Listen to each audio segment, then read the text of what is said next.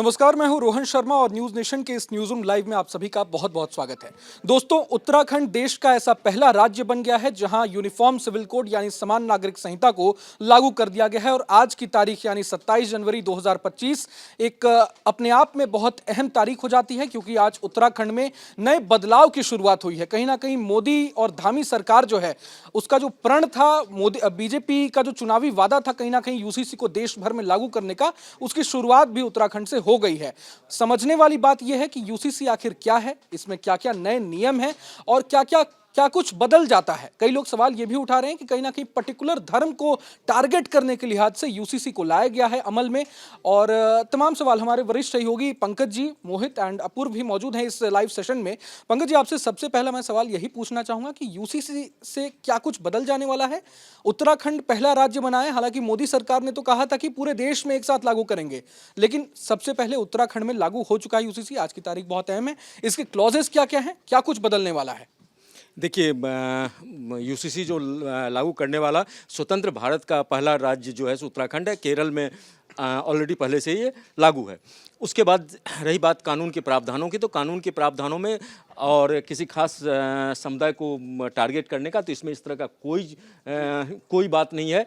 In fact जिस समुदाय की बात हो रही है, मुस्लिम समुदाय के लोग हैं। अब मुस्लिम समुदाय के धर्म के जो जानकार हैं, जितने भी मौलाना हैं, वो लोग इसका अध्ययन कर रहे हैं। फिलहाल जो ताज़ा जो उनकी तरफ से जो प्रतिक्रियाएं आ रही है, जो शुरुआती मतलब उनका जो रिएक्शन है, उसमें ये लोग बोल रहे हैं जो इसमें इस तरह से फिलहाल तो उन्होंने जितना अध्ययन किया उसमें इस तरह का फिलहाल कुछ नहीं है, इसलिए वो इसका समर्थन करते हैं। हालांकि उन लोगों का ये भी कहना है जो अभी अगर इस्लाम के खिलाफ अगर नहीं है तो हमें इसका कुछ मतलब हमें इसके से कोई इसका विरोध का कोई मतलब नहीं बनता, खास धर्म को टारगेट नहीं किया जाए। तो खास बात इस यूनिफॉर्म सिविल कोड का ये है जो इसको जो तैयार किया गया, इसके जो कमेटी के अध्यक्ष थे रंजना प्रकाश द्विवेदी, वो सॉरी रंजना प्रकाश देसाई, वो और उनकी टीम ये कई इस्लामिक कंट्री में जाके वहाँ पे जो इसका यूनिफॉर्म सिविल कोड के लिए क्या क्या उसमें कानून के रूप हो सकते हैं, क्या हो सकते हैं। जैसे हमने देखा जो हमारा जो संविधान तैयार किया गया, तो वो सिर्फ ना ही भारत की सामाजिक संस्कृति और सबको समाहित किया गया, बल्कि जो विदेशों में जो कानून थे, विदेश का जो संविधान था, उसका गहन अध्ययन किया गया। वहाँ की जो अच्छी चीज़ें थी, जो हमारे लिए हितकर हो सकता था, हमारी जो सभ्यता संस्कृति और हमारा जो इतिहास रहा है, उससे क्या उसको मेल खा सकता है, हमारा क्या नेचर है, मतलब हम भारतीयों का क्या नेचर है, उसको क्या सूट करता है। तो इन सारी चीज़ों को जिस तरह से वो किया गया था, उसी तरह से इसको समाहित किया गया। इसमें कई जो प्रथाएं, जो गलत प्रथाएं थी, जो समाज को एक तरह से नीचे धकेलने का जो प्रथाएं काम करती, जैसे बहु विवाह को ले लीजिए, लिव इन रिलेशन ले लीजिए, उसके बाद से 3 तलाक ले लीजिए, उसके बाद से आप ले लीजिए संपत्ति में अधिकार ले लीजिए। तो इन चीज़ों पे लगाम लगाने की कोशिश की गई। रही बात बीजेपी की, तो देखिए बीजेपी की बीजेपी का शुरुआत से कहना था जो एक देश एक कानून हो, और उस लिहाज से जो हम देखते हैं जो यूनिफॉर्म सिविल कोड को लेके कई जगहों पे हमें आंदोलन भी इसको लेके इसके डिमांड भी किया गया। तो बीजेपी ने पहला कदम उठाया इस सिलसिले में, और वो उत्तराखंड से शुरू हुआ। उत्तराखंड में बीजेपी का जो ये चुनावी वादा था, 2022 में जो विधानसभा चुनाव हो रहा था, सीएम धामी के पुष्कर सिंह धामी की अगुवाई में बीजेपी ने चुनाव लड़ा था। बीजेपी के घोषणा पत्र में था अगर उत्तराखंड में फिर से बीजेपी की सरकार आती है तो हम इसको सबसे पहले लागू करेंगे। और जब देखिए जब जनादेश उत्तराखंड में बीजेपी को दोबारा जनादेश मिला, तो सीएम धामी की अगुवाई में सरकार बनी। पहली कैबिनेट जो बैठक हुई उसमें इसको हरी झंडी दे के इसके लिए कमेटी का गठन किया। उस कमेटी का रिपोर्ट तकरीबन 1.5 साल कमेटी को पूरा अध्ययन करने में, जितने भी सभी धर्मों के जानकारों से बात करने में, सामाजिक और समुदाय और जितने भी हैं इसके जो भी एलिमेंट्स हैं सभी से बात करने के बाद एक विस्तृत रिपोर्ट इसका तैयार किया जाता है। उसके बाद राष्ट्रपति के पास जाता है। राष्ट्रपति के बाद आज ये कानून पास होने के बाद आज ये कानून लागू होता है। इसके लिए पोर्टल भी ये कानून लागू हो चुका है, अमल में आ चुका है। तो कुछ पॉइंट्स मैं आपसे समझना चाहूंगा पंकज जी, कि आखिर जैसे कहा जा रहा है बहु विवाह पर रोक लग जाएगी, आप अगर लिव इन में रहते हैं तो उसका सर्टिफिकेट आपको देना पड़ेगा, सर्टिफिकेशन होगा, तमाम चीजें हैं। उत्तराधिकार को लेकर जो नियम है वो बदल जाने वाले हैं, समान बराबरी के हिसाब से अब संपत्ति का बंटवारा होगा। ये तमाम नियम जो है, ये मोहित भाई आपसे मैं समझना चाहूंगा आखिर क्या कुछ बदल जाने वाला है, क्लॉजेस क्या क्या है यूसीसी में आखिर उत्तराखंड में।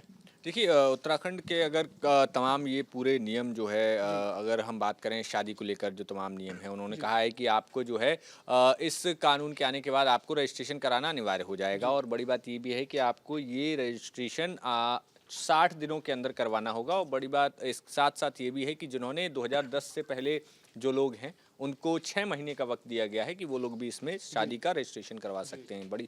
और इसके साथ लिव इन वाली जो बात है कि लिव इन में रहने वाले लोगों को मजिस्ट्रेट के सामने अपना एक वहाँ पर भी अपने आप को पंजीकृत करवाना पड़ेगा और इसके साथ साथ कि अगर इस लिव इन के दौरान कोई भी आपकी संतान होती है तो उसको सारे वैध अधिकार होंगे, वो संपत्ति में भी अधिकार रखेगा। ये तमाम नियम कायदे कानून है। लेकिन इसके अलावा बड़ी बात यह है कि राजनीतिक तौर पर अगर देखा जाए तो उत्तराखंड में जिस तरीके से यूसीसी अब जो है उत्तराखंड सरकार ने लागू कर दिया है तो बड़ी चर्चा यही हो गई है कि क्या पूरे देश में इस तरीके के मॉडल को भारतीय जनता पार्टी अपनाएगी, क्योंकि भारतीय जनता पार्टी के एजेंडे में भी ये मुद्दा रहा है। उत्तराखंड में चुनाव के समय उत्तराखंड में जो सरकार थी उन्होंने कहा था कि हम जब आएंगे तो यूसीसी लागू करेंगे, तो इस बार उन्होंने उत्तराखंड में तो ये लागू कर दिया है। लेकिन बड़ी बात ये भी है कि क्या ये एक मॉडल है जो कि विपक्ष लगातार हमला कर रहा है कि क्या ये सिर्फ एक मॉडल के तरीके से है जिसके बाद पूरे देश में इस तरीके का प्रयोग भारतीय जनता पार्टी करेगी। अपूर्व भी हमारे साथ हैं। अपूर्व, आपने इस पे तमाम जो रिसर्च किया, आपको क्या लगता है ये कितना क्या चीज़ें चेंजमेंट होने वाली हैं और क्या इनसे ग्राउंड पे क्या इम्पैक्ट पड़ेगा? देखिए, ग्राउंड पे इम्पैक्ट की अगर हम बात करें तो ये तो बहुत क्लियर है कि आज से ये लागू हो चुका है और सबसे बड़ा जो सवाल उठ रहा है, जैसे कि पंकज जी ने भी कहा कि मुस्लिम समुदाय को लेकर सवाल उठ रहा था, लेकिन ये बहुत क्लियर किया गया है कि इसके लिए सऊदी अरब और तुर्की जैसे देशों के नियमों का अध्ययन किया गया। बट यहाँ पे एक पेच फंसने वाली बात यह है कि मुस्लिम देश बहुत सारे हैं, जो बहुत सारी कंट्रीज़ हैं जो बहुत रिजिड मानी जाती हैं और जो माना जाता है कि एकदम शरिया के अनुसार चलती हैं, जैसे कि ईरान, जैसे कि अफगानिस्तान, उनको इस अध्ययन में नहीं कंसीडर किया गया। जो बहुत फॉरवर्डेड मुस्लिम कंट्रीज हैं जैसे तुर्की है, सऊदी अरब है, ये बहुत फॉरवर्डेड हैं, तो उनके नियमों को कंसीडर किया गया है और उसके आधार पे ये तैयार किया गया है। तो ये एक चीज़ है जिस पे बहस हो सकती है या लोग कर भी रहे हैं। दूसरी बात है कि जो एक बड़ा सवाल बहुत पहले से उठता था, जब यूसीसी की बात होती थी तो बहुत सारे मुस्लिम लीडर्स ने ये सवाल उठाया था कि जो बहुविवाह है और बहुत सारी चीज़ें जो मुस्लिम धर्म में अलग हैं, जिसके लिए मुस्लिम का जो पर्सनल लॉ बोर्ड है वो सारी चीज़ों को देखरेख करता है, उसी तरह के बहुत सारे कानून ट्राइबल्स में भी हैं और सारे वर्गों में भी हैं। तो क्या नियम बनेगा तो क्या सबके लिए बनेगा? अब यहाँ पे सबसे बड़ा काम इन्होंने ये किया है, जो ट्राइबल्स है उत्तराखंड के उन्हें एग्जम्प्ट कर दिया है। जो जनजाति, जो आदिवासी लोग हैं, उनकी जो परंपराएं हैं वो अभी भी कायम है, मतलब वो बहुविवाह कर सकते हैं, लेकिन बाकी लोग एग्जम्प्ट नहीं हैं। अब जो बाकी लोग एग्जम्प्ट नहीं है उसमें सिर्फ मुस्लिम समुदाय ही ऐसा था जो बहुविवाह करता था। हिंदुओं में होता नहीं था, ईसाइयों में पहले से रोक थी, सिखों में रोक थी, ले दे के मुस्लिम समुदाय बचा जिसके ऊपर अब ये क्लॉज लागू हो जाएगा कि वो बहुविवाह नहीं कर सकते। मतलब कि एक शादी करने के बाद उन्हें दूसरी शादी करने के लिए पहले तलाक लेना पड़ेगा, फिर अगली शादी करनी पड़ेगी। तो अच्छा, दूसरी चीज़ ये है तलाक़ बिद्दत, जिसे हम 3 तलाक कहते हैं, वो पहले से कानूनन बैन था। अब तलाक़ हसन जो एक होता था जिसमें 3 महीने में तलाक लेते थे शरिया लॉ के अनुसार, एक महीने में तलाक तलाक तलाक बोलते थे, अब वो भी बैन हो गया क्योंकि अब कोर्ट में जाना कंपलसरी हो गया। महिलाओं के लिए अगर हम देखें तो महिलाओं के पास एक मुस्लिमों में राइट होता था खुला, मतलब वो अपने पति को छोड़ सकती, मतलब तलाक का ही ये दूसरा रूप था। अब वो राइट भी उनसे मतलब डिमोलिश कर दिया गया है, वो प्रक्रिया खत्म कर दी गई है। अब महिलाओं को भी अगर अपने पति को तलाक देना है तो कोर्ट में जाना पड़ेगा। तो कुल मिला के सीधी बात यह है कि अगर आपको तलाक लेना है तो कोर्ट में जाना है। जिस पे सबसे ज़्यादा विवाद था, इस पे बहस अभी भी जारी है। हालांकि बहुत सारे मुस्लिम जो धर्मगुरु हैं उन्होंने कहा है कि इससे कोई दिक्कत नहीं है। दूसरा बड़ा सवाल था बहुविवाह। तो बहुविवाह में भी अब जो अगर आप टेक्निकली देखें तो सिर्फ मुस्लिम समुदाय ही है जो बहुविवाह करता था और उसका ये अधिकार छीन लिया गया है, क्योंकि जो ट्राइबल्स थे उनके पास अभी भी अधिकार कायम है। तो ये जो बहस है ये अभी भी जारी है। हालांकि इन्होंने जो बहुत सेफ साइड खेला है कि सऊदी अरब और तुर्की का हमने अध्ययन किया, तो वहाँ भी इस तरह के नियम हैं कि बहुविवाह और तलाक बिद्दत, इन सब चीज़ों पे बहुत सारी रोक उन्होंने पहले से लगा रखी है। तो उसको लेके इन्होंने कहा है कि जब वहाँ ये हो सकता है, वहाँ इस तरह के मिलते जुलते कानून हो सकते हैं, तो फिर भारत में क्यों नहीं हो सकते? क्योंकि वहाँ के तो मतलब मुस्लिम अगर इसे मान रहे हैं तो यहाँ के मुस्लिमों को मानने में आखिर दिक्कत क्या है? साथ साथ लिव इन रिलेशनशिप को लेकर जो यूसीसी में प्रावधान है, लिव इन रिलेशनशिप को लेकर भी समझा दीजिए। लिव इन वालों के लिए देखिए, लिव इन रिलेशनशिप ऐसा है जो किसी मतलब बहुत विवादित जरूर है या कह सकते हैं बहुत चर्चा में जरूर है, लेकिन किसी वर्ग विशेष से रिलेटेड नहीं है।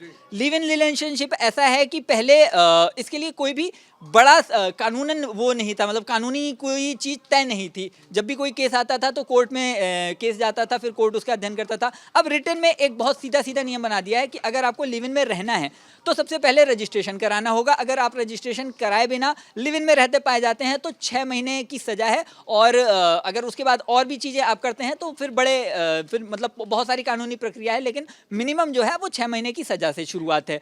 और दूसरी बात यहाँ इंपॉर्टेंट ये है कि अगर 18 से 21 साल के बीच आपकी उम्र है और फिर आप लिव इन रिलेशनशिप में जाते हैं तो आपको माता पिता की सहमति पत्र भी देना पड़ेगा रजिस्ट्रेशन के साथ।